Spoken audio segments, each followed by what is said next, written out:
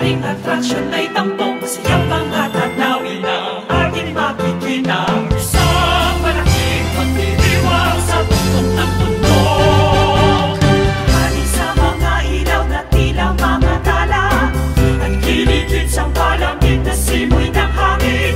Suman at tsokolate ating nasapin, ganito ang Pasko dito sa